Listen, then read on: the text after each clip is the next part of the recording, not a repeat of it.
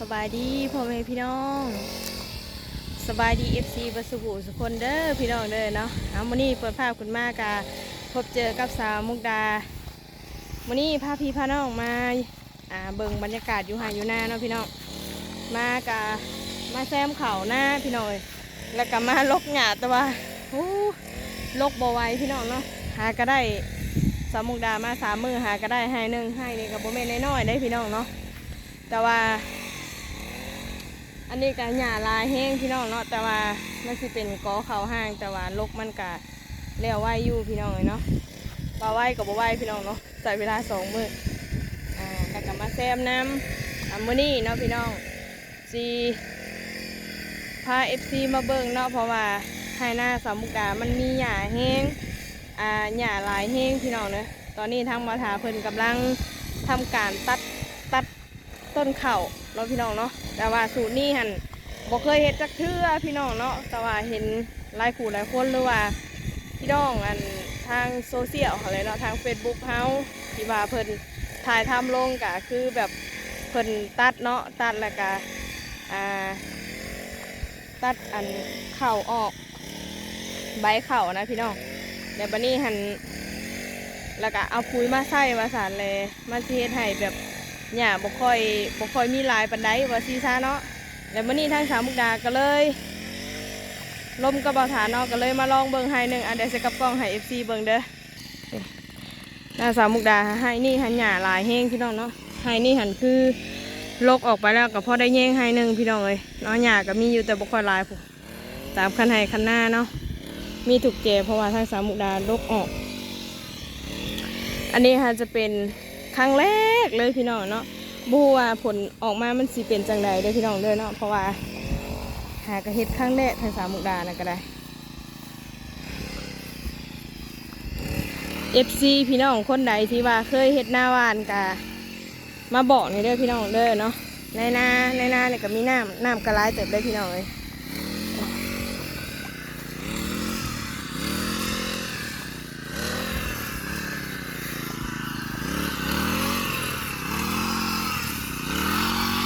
เนี่ยชัวได้ตัดกับจนบ่ายเนาะปลาถาแปลงจักเพพี่น้องเลยหญ้าหน้าสาวมุกดาฮะหญ้าหลอกคือดิพี่น้องลายแห้งเลยเนาะเต็มมาเลยนี่กับหญ้าดอกสีแดงนี่นะพี่น้องลายแห้งกับหญ้าบ่งกระเล่นเนาะนี่2 อันกับหญ้าดอกคือลายแห้งกับหัวผดออกมาสิเป็นแบบใดเนาะพี่น้อง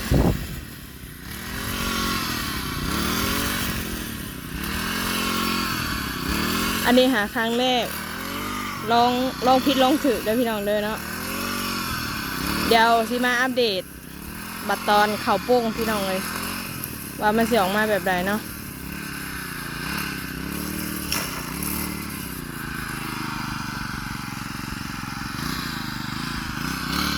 ตะเก้ากับบ่เคยตัดดอกพี่น้องเลยปีแล้วนี่กระหย่าลายคือกันแต่ว่าบ่เคยตัดดอกปีนี้หาลองเบิ่งปีนี้เห็นแต่ทั้งหลายผู้หลายคนที่เพิ่นเฮ็ดแลอย่างเพิ่นว่ามันก็ดีก้อนเก้าลายเนาะและก็ย่างก็สิแปลงเพศหรือว่าบำรุงแบบว่ากระตุ้นให้กอเข่ามันใหญ่มันแตกกอมันงามว่าสั่นก็เลยลองเบิ่งพี่น้องเลย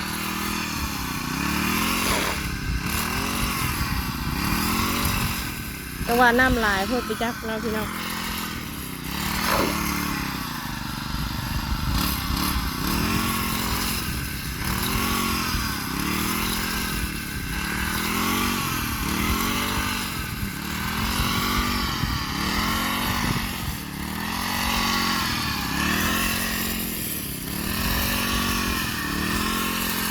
หญ้าลายแห้งเบิ่งได้เลย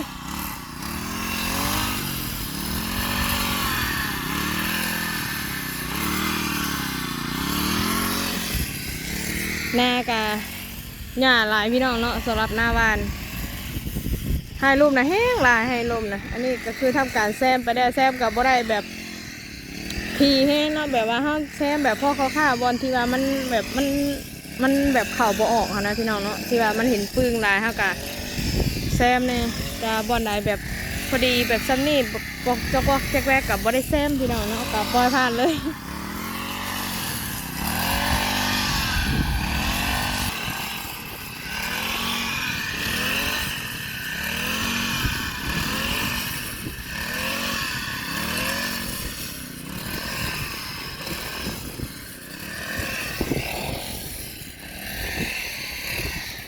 วันนี้พามาเบิ่งบรรยากาศธรรมชาติพี่น้องเลย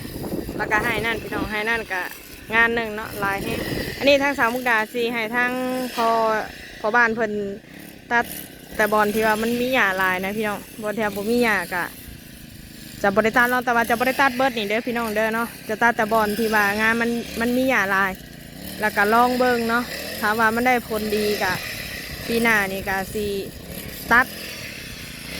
แต่ว่านี่หาครั้งแรกเลยเนาะบ่เคยตัด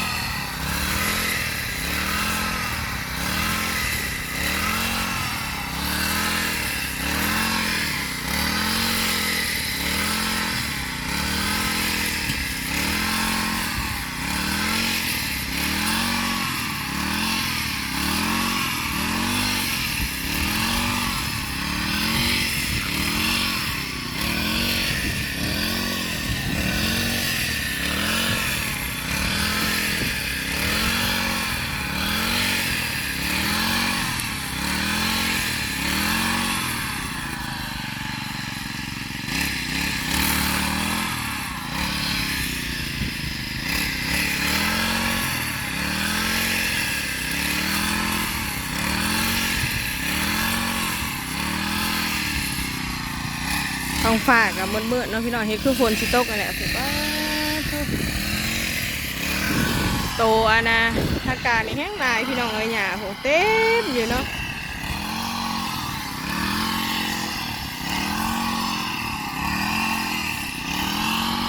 มือสาวมุกดาจนนั่นเนาะ จนดำจนเละ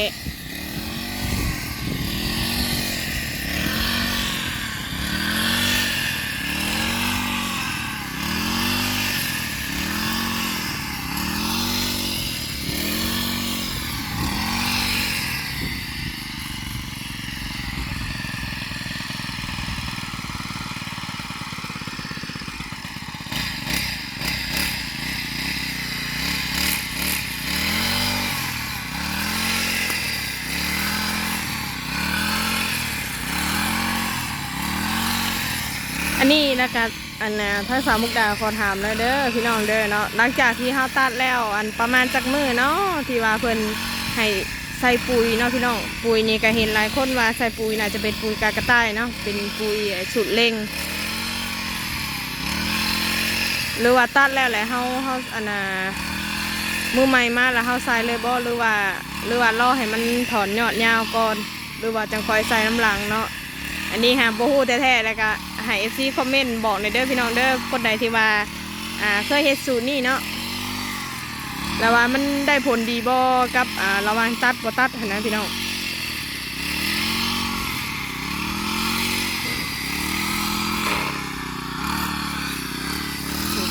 โตที่ว่าตัดไปแล้วมีแต่ตอหญ้าทุกคนเลย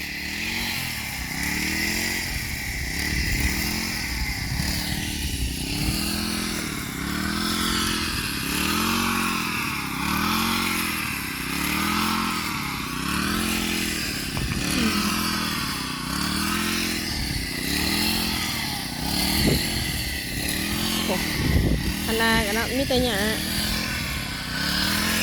เพราะว่าลกหญ้าแล้วก็มากองไว้คณะพี่น้องอันนี้ค่ะยังบ่ทันได้ใส่ผูจักเทื่อพี่น้องเนาะอันนี้นาวานแต่ว่าเขียวงามพี่น้องเนาะ เพราะว่าน้ำลายก็ยังบ่ทันได้ใส่ปุ๋ยเพื่อแหละรอเบิ่งแบบคนถิ่มช่วงหยุดตกก่อนสัก4-5 มื้อเนาะเพราะว่าตอนนี้หาฝนตกหาทุกมื้อเลยเป็นทิศแล้วพี่น้องเนาะพอพายุเขานี่ก็ยันตกยุบมานี่พี่น้องคุบแห้งเลยนี่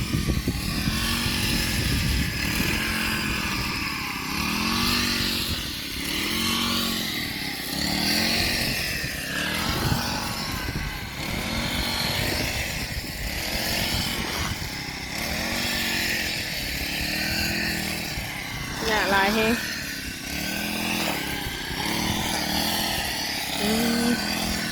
หลังจากที่ว่าเพิ่นตัดออกไปนี่พี่น้องต่อเขาแต่นี่หาตัดจะบ่ได้ตัดจะบ่ได้ตัดยาวปานใดเนาะพี่น้องน่าจะซุยปลายออกกะบ่ลายปานใดเพราะว่าอันนี้เนาะน้ำมันลายเด้พี่น้อง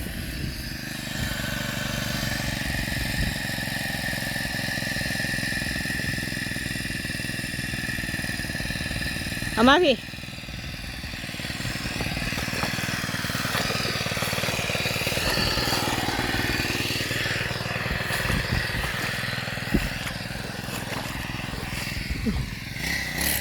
หญ้าฮะล่ะทีแรกนี่หายังว่าหญ้าโบราณปันได้ให้นี่พี่น้อยอันนี้หาเฮ็ดรอบ2ได้นี่แต่ที่ว่าวานรอบ2ที่ทายให้ FC ลงที่ทายให้ FC เบิ่งเนาะที่ว่ามาวานก่อนอันนี้แล้วมันบ่ออกแล้วมาวานรอบ2ครับป้าหญ้ายังหลายคือเก่าทุกคนเลย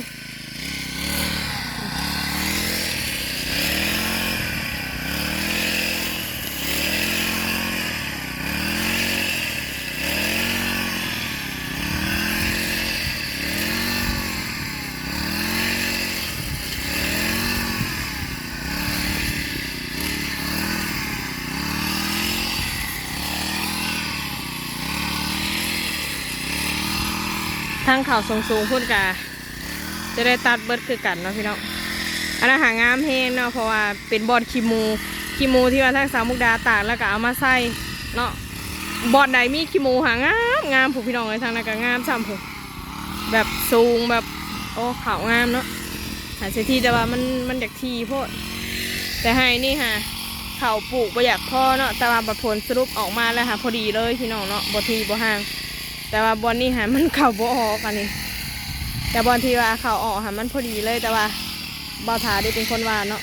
สามมุกดาหาจะวานให้นี่ทีเนาะบอลสามมุกดาวาน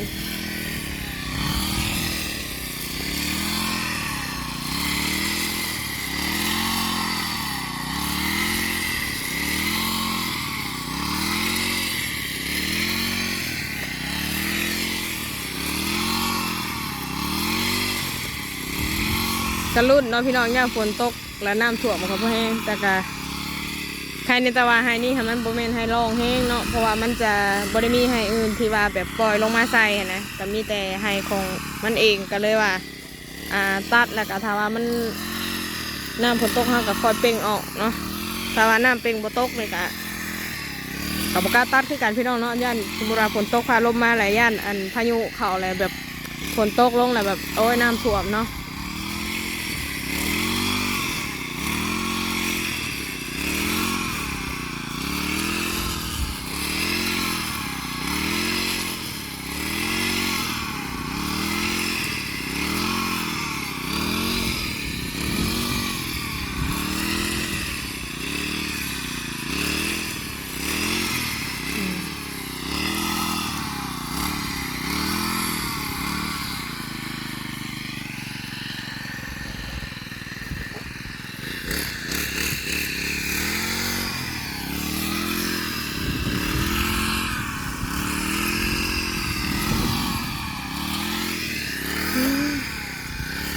แนมเห็นแล้วกันที่ใส่ยาคาหญ้าก็จักมันบ่ค่อยตุยนะพี่น้องหญ้านี่ค่ะเพราะว่าบาถาเคยมาสีแล้วมันบ่ตุยเนาะกับบูว่าสิใส่สูตรใดอันนี้ค่ะคือใส่ของไทยคือกันเนาะอย่างโมมินี่อย่างประมาณนั้นเนาะแต่ว่าบ่ตุยเนาะสำหรับหญ้าพันธุ์พืชตัวนี้เนาะงาแดงๆนี่นะพี่น้องอันแล้วกับเพิ่นกะที่หนึ่งอีกแล้วเวลาย่ำข่าวขึ้นกับสิขึ้นน้ำข่าวเลยสิแตกกอแตกกลางออกแล้วโอ้ ในหญ้ากะลายพี่น้องเลยอันนี้เนาะอันนี้ค่ะเบอร์หนึ่งเลยอยู่ในนาเนาะอันต่อมาแล้วก็เป็นหญ้าอันนี้พี่น้อง FC เอิ้นมาหญ้ายังอันนี้ค่ะอันนี้หาหญ้าอันสามมุกดาเอิ้นหญ้าอันบงกะเล่น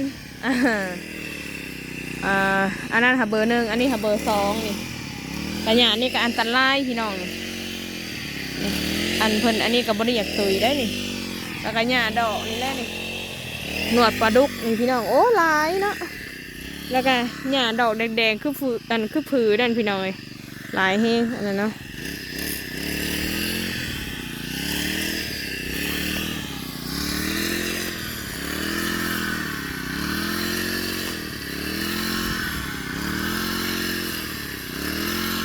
เข้าหาวานไปได้อันประมาณเดือนปลายแล้วพี่น้องเนาะเดือนประมาณ40 กว่ามื้อได้แล้วเนาะว่าสาวมุกดาเมื่อวานนี่วันที่20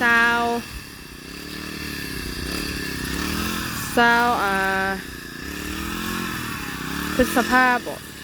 มิถุนาพฤษภาแม่นแหละ20 พฤษภาตอนนี้ก็มิถุน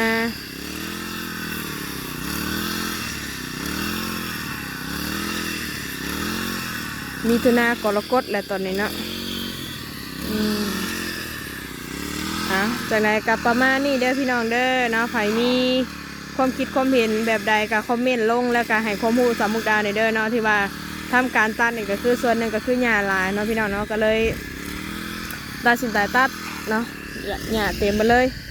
ก็เลยว่าลองเบิ่งสูตรใหม่เราเบิ่งส่วนหลายก็เห็นแต่ทางอื่นเนาะหรือว่าคนอื่นเฮ็ดเนาะแต่ว่าเฮาบ่เคยเฮ็ดแต่ว่าเฮาจะบ่ได้ตัดเบิ่นเฮาจะตัดแค่ไฮนี่เนาะงานตัวที่ว่าหญ้ามันลายหรือว่างานใดที่หญ้าลายให้เฮาก็จะตัดออกถ้าว่าบอนใดที่ว่าหญ้าบ่ค่อยลายก็คือจะบ่ได้ค่อยตัดแล้วก็เบิ่งผลออกมาว่ามันสิเป็นจังใดเนาะถ้าว่ามันได้ผลดีก็จังว่ากันใหม่เนาะเดี๋ยวปีหน้านี่สิลองตัดถ้าว่าได้ผลดีถ้าว่าบ่โอเคก็คือถือว่าซ้ำนี้เนาะถือว่ารอบนี้รอบเดียวจบเอาสำหรับคลิปนี้ก็ไปก่อนเด้อวันนี้เด้อพี่น้องเด้อลาไปก่อนเด้อ